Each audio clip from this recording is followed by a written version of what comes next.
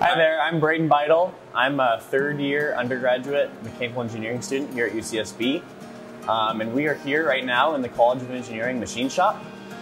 This shop has been recently renovated to all new CNC manufacturing equipment. We have CNC lathes and mills. CNC stands for computer numerical controlled, so all of our stuff runs off programs that we've written up.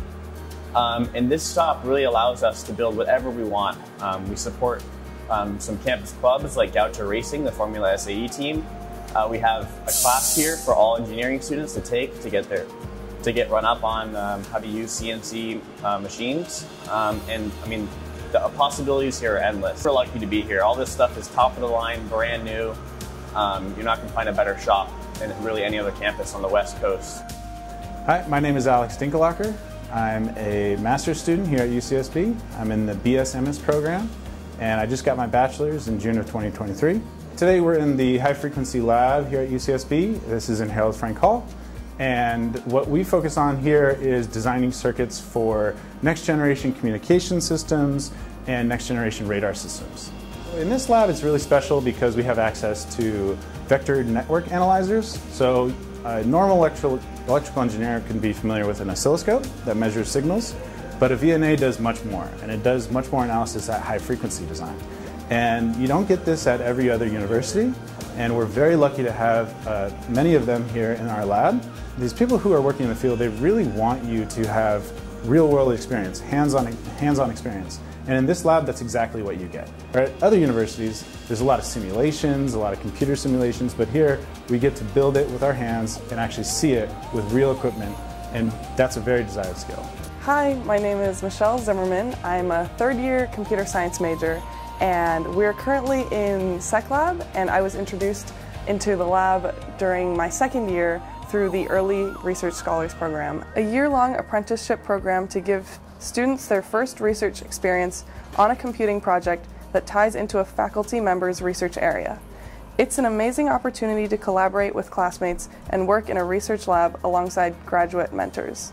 And one of the really cool things about ERSP is that even though you have access to grad mentors and to professors, you also have a very streamlined project that is well defined, and you get a lot of guidance on it. I think personally that I benefited a lot from the program because now I'm going to be applying for the BS-MS program here at UCSB, where undergrads who are in the computer science department can continue into a fifth year of being a master's student. I feel really lucky to have been able to take advantage of some of those opportunities and to be part of something like this.